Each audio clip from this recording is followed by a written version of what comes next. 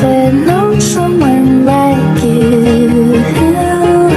Tangled in love, stuck by you.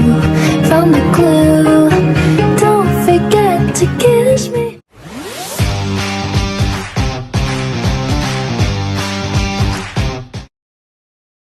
Assalamualaikum warahmatullahi wabarakatuh. Perkenalkan, nama saya Isam Pratama Musi, kelas 4C NPM 23106311100108. Di sini saya akan menjelaskan profil Ahmad Hasan dan pemikiran pendidikan Islam. Saat dikenal juga sebagai Hasan atau Hasan, lahir di Bandung pada tanggal 31 Desember 1887. Nah, ayahnya itu bernama Sima Fafum Marichard, adalah seorang penulis dan ahli agama serta kesusastraan Tamil. Sementara ibunya itu bernama Musnah, berasal dari Telekat, Madras dan lahir di Surabaya. Sejak kecil, Hasan memperoleh pendidikan dalam bahasa Arab, Melayu, Tamil, dan juga Inggris. Nah, ia belajar agama di Singapura dan Johor yang membentuk pemikiran pendidikannya yang rasional dan kritis terhadap praktik keagamaan yang tidak berlandaskan Al-Quran dan Sunnah.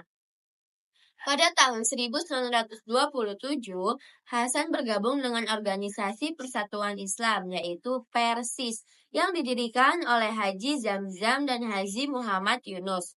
Ia kemudian menjadi tokoh sentral dalam organisasi tersebut. Dikenal karena kepakarnya dalam ilmu agama dan kemampuannya dalam berdebat serta menulis.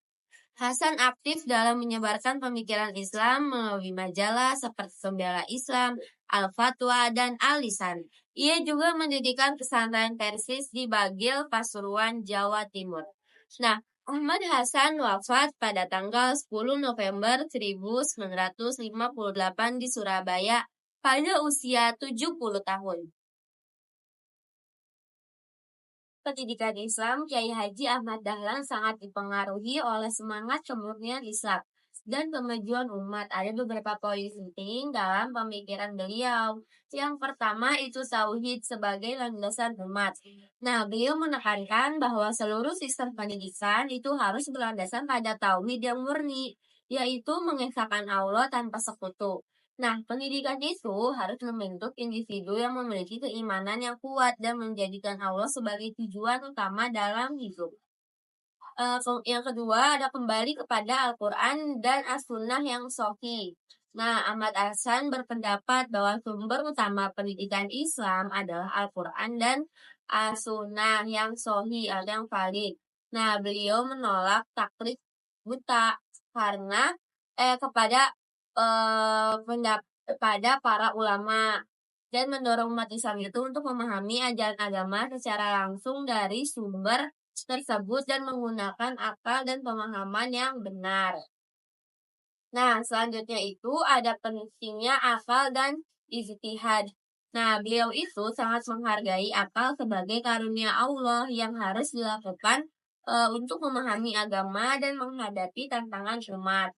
Nah, beliau juga mendorong umat Islam itu untuk melakukan ijtihad dalam menyelesaikan masalah-masalah baru yang tidak secara empiris disebutkan dalam Al-Quran dan As-Sunnah dengan tetap berpegang pada prinsip dasar-dasar Islam. Selanjutnya itu ada keseimbangan antara ilmu dunia dan antara ilmu agama dan ilmu umum. Nah, Ahmad Hasan ini tuh tidak memisahkan secara diksonis ya antara ilmu agama dan juga ilmu umum. Nah, beliau itu berpendapat bahwa kedua jenis ilmu ini tuh sangat penting bagi kemajuan umat Islam. Karena ilmu agama itu membimbing manusia dalam urusan akhirat, sedangkan ilmu umum itu membekali mereka untuk menghadapi kehidupan di dunia. Oleh karena itu, pendidikan itu harus mencakup keduanya agar seimbang. Mungkin cukup sekian. Wassalamualaikum warahmatullahi wabarakatuh.